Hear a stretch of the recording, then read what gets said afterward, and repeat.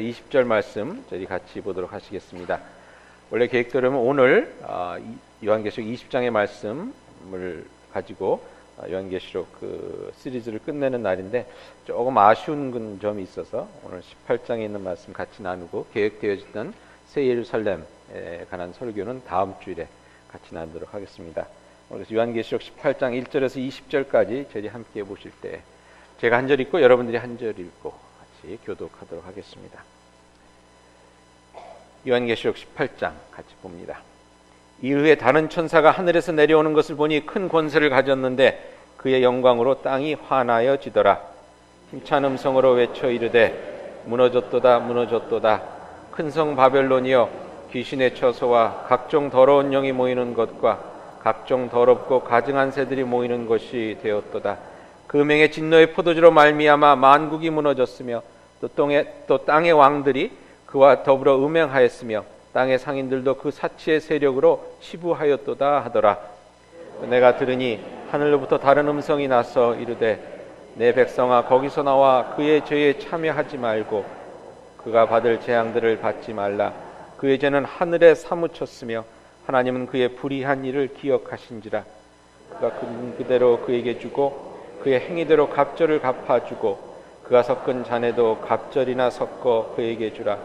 그가 얼마나 자기를 영화롭게 하였으며 사치하였든지 그만큼 고통과 애통함으로 갚아주라.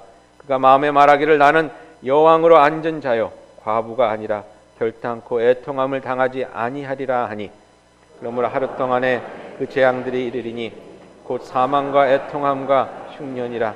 그가 또한 불에 살라지리니 그를 심판하는 주 하나님은 강하신 자이심이라. 그와 함께 음행하고 사치하던 땅의 왕들이 그가 불타는 연기를 보고 위하여 울고 가슴을 치며 그의 고통을 무서워하여 멀리 서서 이르되 화이또다 화이또다. 큰 성 건고한 성 바벨론이여 한 시간에 내 심판이 이르렀도다 하리로다. 땅의 상인들아 그를 위하여 울고 애통하는 것은 당시 그들의 상품을 사는 자가 없음이라. 그 상품은 금과 은과 보석과 진주와 세마포와 자주옷감과 비단과 붉은 옷감이요 각종 향목과 각종 상아 그릇이요 값진 나무와 구리와 철과 대리석으로 만든 각종 그릇이요 계피와 향료와 향과 향유와 유향과 포도주와 감람류와 고운 밀가루와 밀이요 소와 양과 말과 수레와 종들과 사람의 영혼들이라. 내 영혼이 탐하던 과일이 내게서 떠났으며 맛있는 것들과 빛난 것들이 다 없어졌으니 사람들이 결코 이것들을 다시 보지 못하리로다. 바벨론으로 말미암아 치부한 이 상품의 상인들이 그의 고통을 무서워하여 멀리 서서 울고 애통하여 화이또다 화이또다. 큰 성이여 세마포 옷과 자주 옷과 붉은 옷을 입고 금과 보석과 진주로 꾸민 것인데 그러한 부가 한 시간에 망하였도다. 모든 선장과 각처를 다니는 성객들과 선원들과 바다에서 일하는 자들이 멀리 서서 불타는 연기를 보고 외쳐 이르되 이 성과 같은 성이 어디 있느냐 하며 티끌을 자기 머리에 뿌리고 울며 애통하여 외쳐 이르되 화이또다 화이또다. 이 큰 성이여 바다에서 배부리는 모든 자들이 너의 보배로운 상품으로 치부하였더니 한 시간에 망하였도다. 과 성도들과 사도들과 선지자들아 그로 말미암아 즐거워하라. 하나님이 너희를 위하여 그에게 심판을 행하셨습니다 하더라. 이 말씀은 하나님의 말씀입니다. 말씀을 주신 하나님께 감사드립니다. 같이 기도하시겠습니다. 주의 말씀 앞에 다시 한번 섰습니다. 이 말씀이 저희를 정결케 하고 주의 마음을 깨끗게 하고 생각을 바로 잡아주셔서 이 마지막 때를 살아가는 주의 백성들이 주님 앞에 부끄럽지 않고 주님께서 인정 기뻐 받아 쓰실 만한 그러한 정결한 삶으로 빚어질 수 있도록 오늘 저희와 함께 해주시옵소서. 말씀을 전하는 자 듣는 자나 하나님의 은혜 가운데 복된 시간이 되기를 예수 그리스도 이름으로 기도하옵나이다. 오늘 요한계시록 마지막 7번째 삽경에 대해서 말씀을 나누고자 합니다. 말씀드렸듯이 요한계시록 본론에 7개의 인을 떼면서 하나님께서 내리는 심판의 이야기가 있고 7개의 나팔을 불면서 하나님께서 내린 심판의 이야기, 그 다음에 7 대접을 통해서 하나님께서 내린 심판의 이야기가 있다고 했습니다. 그 중간중간에 하나님 심판에 대해서 좀 더 자세하게 설명하는 그런 이야기들이 7개가 나옵니다. 삽경인데 오늘은 그 마지막 7번째 하나님께서 7대접의 심판을 내리신 다음에 하나님께서 마지막 새 예루살렘이 내려오기 전에 하나님의 나라가 새롭게 임하는 그 마지막 클라이맥스가 있기 전에 하나님께서 이 땅에 내리시는 심판에 대해서 마지막으로 설명해 주신 그 부분을 저희 함께 같이 보도록 하겠습니다. 17장과 18장에 나오는 얘기인데요. 바벨론의 멸망에 대한 그러한 계시입니다. 이런 바벨론은 성경에서는 하나님을 대적하는 세상 나라의 대명사처럼 쓰이는 이름입니다. 바벨론 하면 하나님을 대적하는 무리, 대적하는 세력 이렇게 생각하시면 되겠습니다. 역사적으로 바벨론은 이스라엘이 주전 922년도에 북이스라엘과 남유다로 이제 나눠지게 되는데요. 이 북이스라엘이 700년경에 아시리아라는 나라를 통해서 이제 멸망하게 됩니다. 그래서 이 땅에 오직 남아 있는 하나님 나라 백성들은 이제 그 남유다가 되겠는데요. 이 남유다가 587년에 이 바벨론이란 왕국을 통해서 이제 멸망당하게 됩니다. 그때 성전이 다 무너지고 성전의 물건들을 다 뺏기고 예루살렘 성도 돌 위에 돌 하나 남지 않게 다 불타 없어지고 하나님의 백성들은 바빌론으로 다 포로로 잡혀가게 됩니다. 그때부터 이제 바빌론은 하나님의 백성을 대적하는 그 무리, 권세, 나라 이런 걸로 이제 각인이 되게 됐죠. 근데 바빌론이 페르시아에게 주권을 빼앗기고 다시 페르시아는 알렉산더 대왕이 이끄는 그리스에게 무릎을 꿇고 그리고 그렇게 막강했던 그리스도 로마에게 정복을 당하게 됩니다. 그 요한계시록이 쓰여지는 당시에는 이제 그 세계를 다스리던 강국하면 이제 로마였습니다. 그다음에 요한계시록이 말하는 바벨론은 역사적으로 유다를 멸망시켰던 그 바벨론뿐만 아니라 요한의 시대에 하나님의 백성들을 핍박하고 있던 로마를 또한 의미한다고 저희 생각할 수가 있겠습니다. 요한계시록 17장 9절에 보면 이것을 확인할 수가 있는데요. 17장 9절에 이렇게 이야기합니다. 바벨론을 어떤 하나의 음탕한 여인으로 표현을 하면서 그가 있는 곳이 7 짐승 위에 앉아 있는 그 여인인데 이렇게 얘기합니다. 지혜 있는 뜻이 여기 있으니 7 머리는 여자가 앉은 7 산이요라고 되어 있습니다. 그러니까 이 음녀라는 바벨론이라는 음녀가 앉아 있는데 그 음녀가 7 산 위에 앉아 있다 이렇게 설명을 하는데요. 역사적으로 당시 도시 로마는 7개 언덕 위에 세워진 도시라 이렇게 이제 불려줬습니다. 그러니까 여기서 볼 때 이 바벨론이라는 말이 로마를 뜻하는구나라는 것을 저희들이 여기서 이제 볼 수 있게 되죠. 근데 이렇게 바벨론 즉 하나님의 백성들을 괴롭히던 적 그리스도의 권세가 망하게 되었다는 것이 오늘 본문의 이야기입니다. 18장 2절에 이렇게 나옵니다. 천사가 하늘로부터 내려와서 이렇게 얘기를 하죠. 힘찬 음성으로 외쳐 이르되 무너졌도다 무너졌도다 큰 성 바벨론이여 라고 이렇게 얘기합니다. 그러면서 얘기하기를 귀신의 처소와 각종 더러운 영이 모이는 것과 각종 더럽고 가증한 새들이 모이는 것이 되었도다. 그렇게 타락한 것이 되었기 때문에 이 바벨론 하나님을 대적하던 하나님의 백성을 핍박하던 그 로마가 결국은 망하게 된다는 얘기입니다. 그런데 18장에서 재미있는 것이 이 바벨론의 죄를 이야기하면서 그 죄에 대해서 얘기하면서 자주 등장하는 단어가 하나 있습니다. 근데 그것이 음행이란 단어도 아니고 음행이란 단어는 계시록에서 10번 나오는데 18장엔 2번이 나옵니다.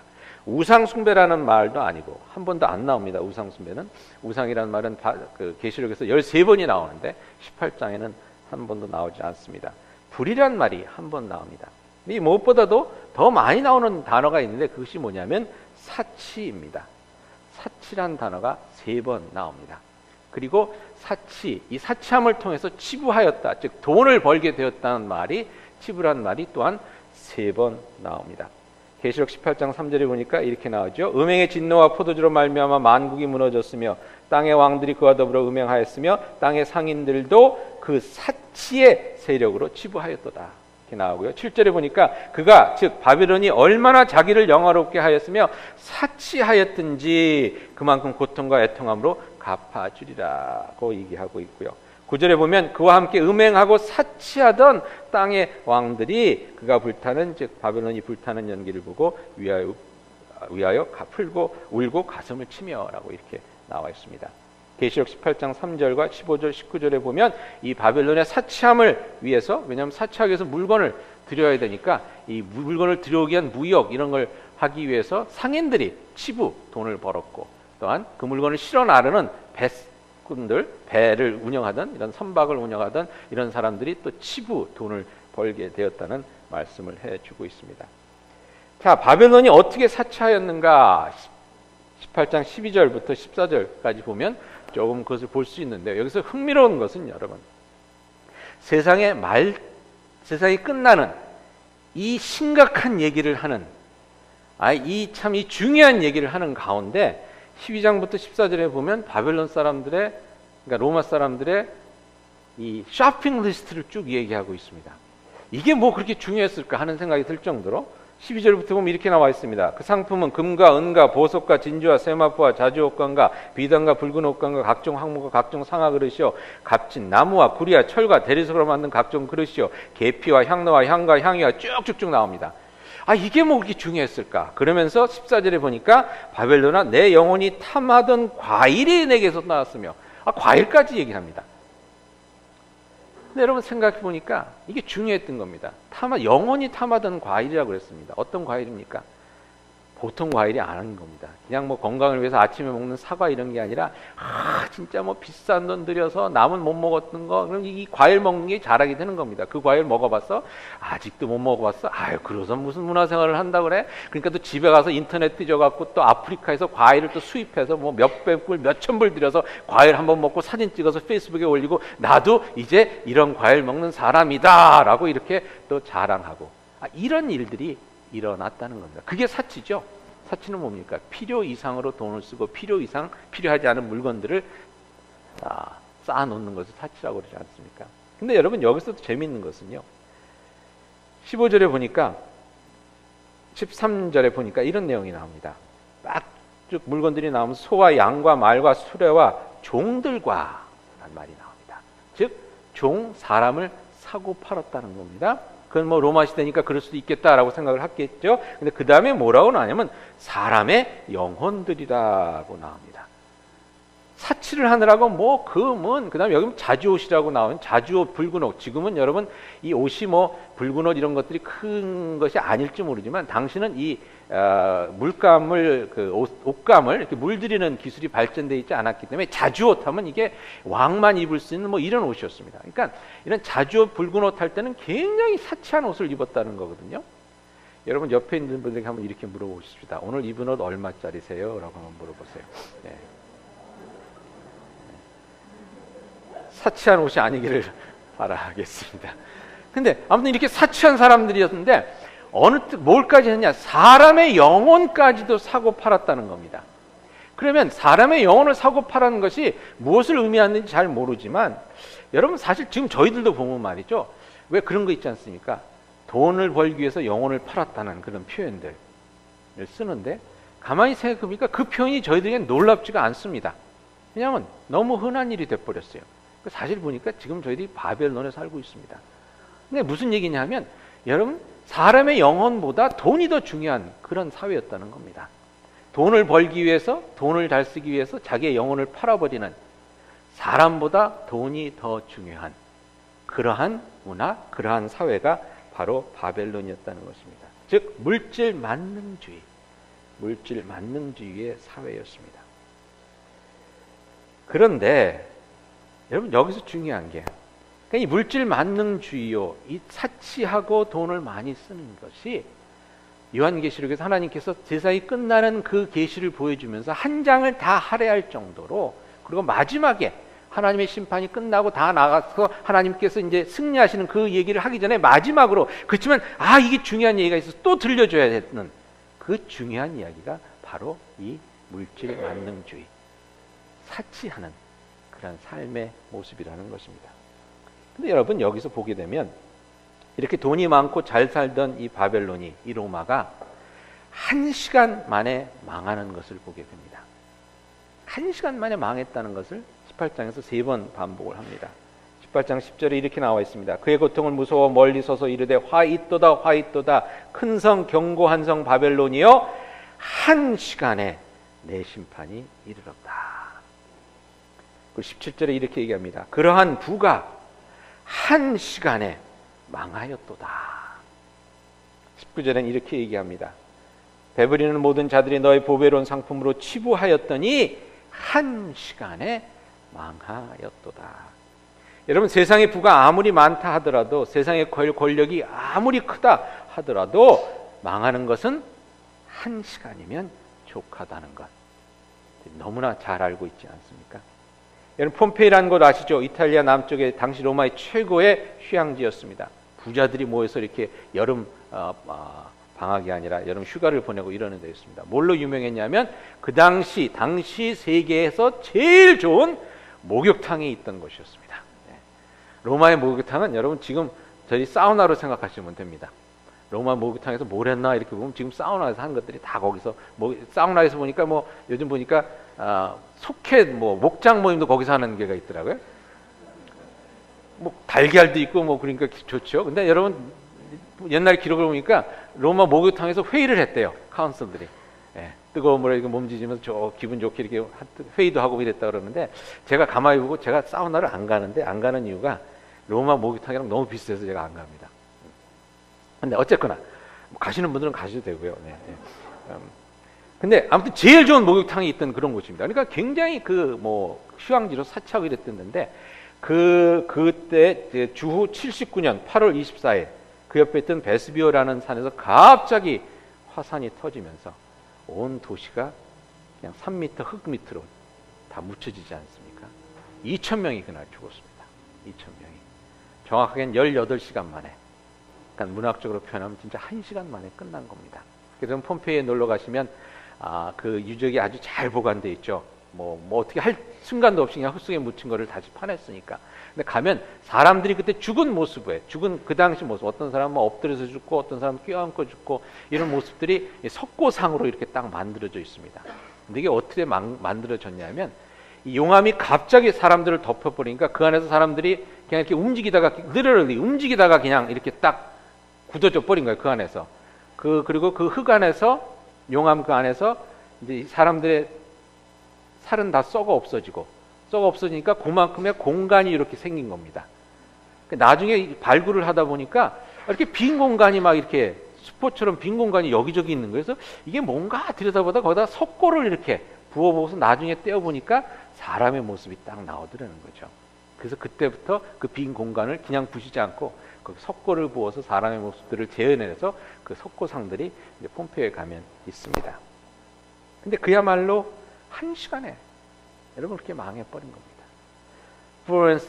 지난달에 플로렌스랑 마이클이란 그 태풍이 남동부를 치지 않았습니까?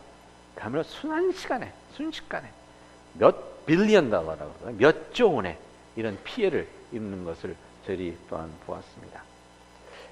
여러분, 세상 권력도 금방입니다. 세상의 독재자들이 몰락하는 모습 저희 뉴스를 통해서 또 역사를 통해서 보지 않습니까? 1시간입니다. 1시간.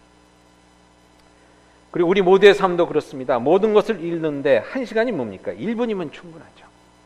1분이면 그냥 모든 것을 다 잃어버리는 것이 저희들의 삶입니다. 그런데 그 1시간짜리 부귀영화, 사치와 안락에 목을 메고 사는 것이 바벨론이었다는 것입니다. 그 1시간짜리 사치의 마음을 뺏겨 살도록 짐승의 표를 받게 하는 것이 사탄의 계략이요, 머리가 7개요 뿔이 10개인 그 하수인 짐승의 계략이었다는 것입니다. 지난주에 말씀드렸지만 여러분, 666 짐승의 표를 받는 데 있어서 표를 받지 못하면 무엇을 못한다고 그랬죠? 예배를 드리지 못하는 것도 아니고 다른 걸 못하는 것도 아니고 매매를 못한다고 그랬습니다. 물건을 사고 파는 걸 못하는 겁니다. 그 비싼 과일을 사 먹지를 못하는 겁니다. 자주색 옷을 사 입지를 못하는 것입니다. 상아로 만든 그릇을 사서 쓸 수가 없는 것입니다. 666의 숫자라는 것은 그러한 사치 생활을 하지 못하게 하는, 바벨론에서 그 바벨론의 1시간짜리 그 영화를 누리지 못하게 하는 그러한 것이었던 것입니다. 종말을 살아가는 하나님의 백성들은 1시간짜리 영화에 마음을 빼앗기지 않는 사람들입니다. 야고보서에 보면 이런 말씀이 있죠. 욕심이 잉태한 즉 죄를 낳고 죄가 장성한 즉 사망을 낳느니라. 죄의 근원이 뭐냐면 욕심이라는 겁니다. 더 가지고 싶어하는 것, 필요 이상으로 가지고 싶어하는 것, 디모데전서에서는 이렇게 얘기합니다. 돈을 사랑함이 일만 악의 뿌리가 되나니. 일만 악의 뿌리가 딴 것이 아니라 돈을 사랑하는 것이라는 겁니다. 물질은 하나님의 복이지만 사치는 우리를 멸망의 길로 이끕니다. 여러분, 이스라엘이 한참 잘 나갈 때가 있었습니다. 이스라엘이 막 잘 나갈 때는요, 성경에 보니까 뭐라고 되어 있냐면, 은의 능길도 안 줬다. 금이 너무 많으니까 은은 이건 필요도 없어. 이랬던 때가 있다고 얘기를 합니다. 어느 때 하냐면 솔로몬 왕 때였습니다. 모든 그릇이 다 금으로 되어 있고요. 은은 그냥 갖다 버리고 이러던 때였습니다. 그때 솔로몬 왕이 뭘 했었냐면, 보좌를 만드는데 상하로 보좌를 만들었는데 7계단인가 6계단인가 6층계가 있는 보좌를 만들었습니다. 그 보좌에 올라가려면 이 계단을 6개를 딱 이렇게 올라가서 높은 곳에 보좌가 있는데 이걸 상하로 만들었습니다. 상하로 만들고 금으로 그걸 덮였습니다. 얼마나 대단한 겁니까? 여러분, 그렇게 잘 나가던 그 이스라엘이 어떻게 됐는지 압니까? 그렇게 사치를 하다가 솔로몬 왕은 하나님을 배신해서 돌아서고 나라는 두 쪽으로 갈라지게 되었습니다. 바벨론과 같은 겁니다. 갈라진 나라 중에 북이스라엘에 여로보암 2세라는 왕이 있었습니다. 그때 북이스라엘이 아주 또 잘 나갔습니다. 얼마나 잘 나가냐면 모든 것들이 물질이 풍요롭고 이런 가운데서 그거 보면 그 당시에 쓰여졌던 아모스서를 보면 집에 상하로 만든 침대들이 있어갖고 그 침대에 여인들이 누워갖고서는 남편들 보고 마실 것 좀 갖고 오라고 그러고 이러고 아주 그렇게 풍요로운 그런 생활을 했다는 그러한 디스크립션이 거기에 나오는데요. 그때 그러다 보니까 예배도 아주 잘 드렸습니다. 아주 그냥 소도 남아 돌아가니까 소, 양 그냥 충분히 하나님께 와서 바치고 이랬는데, 당시 선지자였던 아모스 선지자를 통해서 이렇게 말씀하셨습니다. 내가 너희 절기를 미워하며 멸시하며 너희 성회들을 기뻐하지 아니하나니 너희가 내게 번제나 소제를 드릴지라도 내가 받지 아니할 것이요 너희 살찐 희생의 화목제도 내가 돌아보지 아니하리라. 내 노랫소리를 내 앞에서 그칠지어다. 비파 소리도 내가 듣지 아니하겠다. 어떤 번역에 보면 이렇게 나와 있습니다. 너희가 드리는 제사가 역겹다. 너희가 부르는 찬양이 내가 지겹다. 귀가 아프다. 다 집어치워라. 그 이유가 뭐냐 하면 아모스에 이런 얘기가 나옵니다. 2장 6절에. 이게 재밌는 표현인데요. 여호와께서 이와 같이 말씀하실 때 이스라엘의 서너 가지 죄로 말미암아 내가 그 벌을 돌이키지 아니하리니 그들이 은을 받고 의인을 팔며 신 한 켤레를 받고 가난한 자를 팔며라고 되어 있습니다. 이게 한참 모든 것이 잘 돌아가다 보니까 사람보다 돈이 더 중요한 세상이 되어버린 겁니다. 그러니까 가난한 사람을 신 한 켤레 값 이걸 빛을 못 갚는다고 그냥 팔아버리는 겁니다. 그리고 의인은 은을 주고 팔고 좋아해요. 뇌물을 줘갖고 이 사람은 잘 못 살고 돈이 사람보다 더 중요한 세상이 되기 때문에 하나님께 아무리 어떤 멋있는 제사를 드려도 아무 소용이 없고 아무리 훌륭한 음악으로 하나님께 찬양을 해도 하나님께서 귀가 아프다, 시끄럽다, 집어넣어라 이렇게 말씀하십니다. 여러분, 종말을 살아가는 저희 기독교인들, 지금도 저희들이 멜론 같은 그런 데를 살아가는데 우리들이 혹시 치부하기 위해서 예수를 믿는 것은 아닌가? 돈 벌기 위해서 예수 믿는 것은 아닌가? 잘 살기 위해서 예수 믿는 것은 아닌가? 잘 살펴봐야 되겠습니다. 지난주에 말씀드린 것처럼 내 안에 진정 하나님을 바라는 하나님의 임치심 777이라는 숫자가 새겨져 있는지, 아니면 하나님을 통해서 내가 호의호식하려는 666의 짐승의 표가 있지는 않은지를 살펴보아야 합니다. 그럼 저희는 참 인생을 살아가는 데 있어서 지혜로워야 된다. 얼마 전에 산티아고 순례길을 다녀옵니다. 산티아고는 여러분 아시다시피 스페인 북쪽에 있는 순례길입니다. 천주교에서 하는 순례길인데 너무나 세상적으로 유명해서 많은 분들이 갑니다. 한 달을 걸어갑니다. 30일에서 40일을 걷게 되는데요. 뭐 중간중간에 마을마다 잘 수 있는 곳들이 잘 돼서, 잘 되어 있어서 순례를 하기가 아주 좋다고 봅니다. 잘 돼 있다는 것이 뭐 좋은 호텔이 있는 게 아니라 뭐 이런 널찍한 방에 벙커베드 한 20개 있고, 그럼 남자 여자가 그냥 다 같이 들어가서 하고 이렇게 샤워하는 데 있고, 간단하게 밥 먹을 데 있고, 이렇게 그런 데서 잠을 자면서 있는 30일, 40일이 가는 겁니다. 갔다 온 분이 말씀하시는데, 처음에 짐을 이제 다 지고 가야죠. 15파운드짜리 짐을 뿌려갖고 갔답니다. 뭐 필요한 옷이니, 뭐 비 올 때 쓸 비옷이니, 뭐 이런 것들, 스낵들 이렇게 넣어갖고 갔는데, 가면서 이게 너무나 무겁더라고요. 가면서. 그래서 뭐 비로 나중에는 딱 옷 2벌 가지고, 밤에 입을 옷, 낮에 입을 옷. 그럼 가서 밤에 입을 옷을 입고, 낮에 입을 옷을 빨아서 걸어놓고, 아침이 돼서 이제 다 말린 옷 입고 또 가고, 뭐 이런 식으로 해서 옷 2개만 갖고 갔다고. 어떤 분의 얘기를 들으니까 산티아고 길을 가다 보면 버려진 게 많대요. 가다 보면 여기 누가 재킷 하나 버리고 가고, 또 가다 보면 신발 하나 버리고 가고. 그러니까 사람들이 가면서 무거우니까 하나씩 다 버리는 겁니다. 여러분 인생길 갈 때에 다 지고 갈 필요가 없습니다. 다 이게 필요 없는 것들입니다. 하나님 만나러 갈 때, 여러분 예수님이 다시 오실 때 뭘 입고 가겠습니까? 뭘 들고 가시겠어요? 뭘 들고 가시겠습니까? 뭐 여러분 저 좋은 차 몰고 가시겠습니까? 이게 안 되지 않습니까? 어떤 사람이 구두쇠가 돈을 열심히 벌었다가 죽는데 너무 아깝더래요. 그래서 죽을 달이 돼서 실형처럼 유언을 남겼습니다. 자기 와이프한테. 내가 좀 있으면 죽을 것 같은데, 아무래도 그래도 금덩이 하나라도 내가 좀 챙겨가야 마음이 편할 것 같은데, 내가 딱 죽으면 이 금덩이 하나를 다락방 창문에다 이렇게 하나 올려놔달라고 이용을 했습니다. 그래서 내가 내 영혼이 떠나서 천당으로 딱 올라가는 그 순간에 금덩이 하나 딱 채워갖고 올라가서 다락방 창문에다 딱 이렇게 놔달라고. 남편이 죽었습니다. 그래서 부인이 궁금해서 다락방으로 막 올라가 봤더니, 금덩이가 그대로 있을까요? 없을까요? 그대로 있는 거예요. 이 와이프가 하는 말이, 내 이럴 줄 알았어. 지하실 문에다 놨었어야 되는데. 이게 아시겠죠? 보니까 천국 갈 사람은 아니었으니까 차라리 지옥 가는 길에 채워갈 수 있도록 지하실 문에다 놨었어야 된다. 그런 얘기를 했더라고요. 여러분, 저희 갈 때 뭐 갖고 갈 수가 있겠습니까? 어떤 예수님 잘 믿는 사람이 하나님의 축복 가운데 좋은 삶을 살아서 죽게 되는데, 아무래도 자기가 열심히 살아서 하나님께서 주신 귀한 그 축복의 열매를 하나를 꼭 천국을 갖고 가고 싶더래요. 그래서 열심히 기도를 했습니다. 감청 기도를 했습니다. 그냥 하나님, 그냥 금덩이 하나만 갖고 천국 갈 수 있도록 좀 해주세요. 이게 뭐 다른 게 아니라 열심히 하나님 믿으면서 살았는데, 천국 갈 때 그래도 이 땅의 열매 금덩이 하나만이라도 좀 갖고 가고 싶습니다. 너무 열심히 기도해서 하나님께서 그 기도를 들어주셨습니다.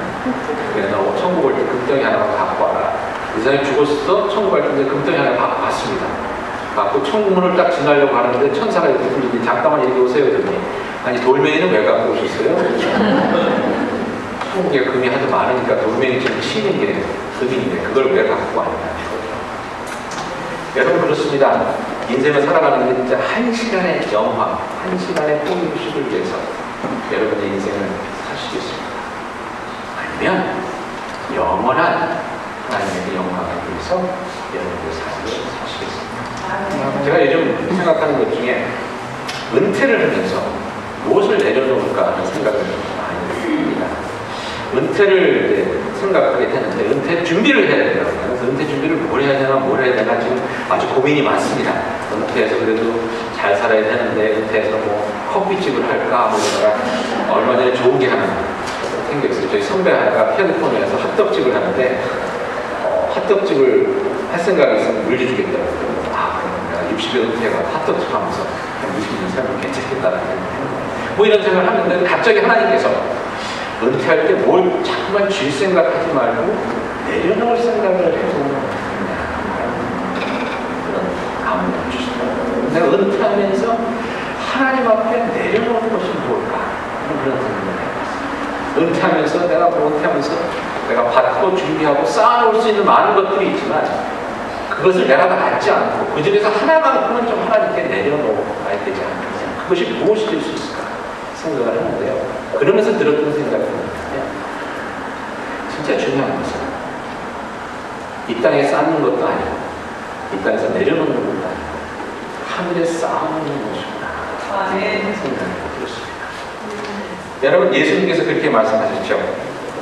마태복음 1장 10절에 20절에 보니까 오직 너희를 위하여 보물을 하늘에 쌓아라. 거기는 종이나 운동이 해하지 못하면 도둑이 구멍을 뚫지도 못하고 도둑질도 못하느니라.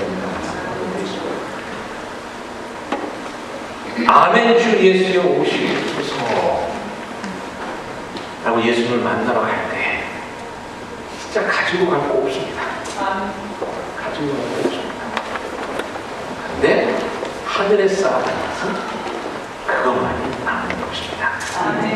미국의 유명한 풋볼 선수가 있습니다. 티보라고 하는 굉장히 유명한 축구 선수인데 예수를 굉장히 잘 믿는 사람입니다. 아주 신앙심이 있는 사람이에요. 그래서 풋볼을 하면서도 그 예수 믿는 것을 이렇게 증거하고 이러기 때문에 굉장히 그 믿음의 그런 모델이 되는 사람입니다. 이 사람에 대한 그 조크가 하나 있습니다. 뭐냐면 한번 어떤 축구 선수가 천국에 갔습니다. 예수 믿고 천국을 갔더니 천국을 구경시켜 주는데 아주 그냥 으리으리한 집이 있더래요. 그냥 그건 천국에서 제일 좋은 집. 근데 그 집 앞에 가보니까 그 티보 그 사람 사인이 막 꽂혀져 있더래요. 그래서는 그 인도를 하는 베드로에게 얘기를 했습니다. 아니 천국은 이건 좀 너무하지 않습니까? 예수 믿는 사람은 다 그래도 똑같은데 아무리 이 친구가 예수 잘 믿고 축구를 잘했다고 해도 어떻게 천국에서 이 사람한테만 이렇게 큰 집을 줄 수가 있습니까? 다른 사람들은 다 이렇게 조그만 집이고 그 불평을 했다고 합니다.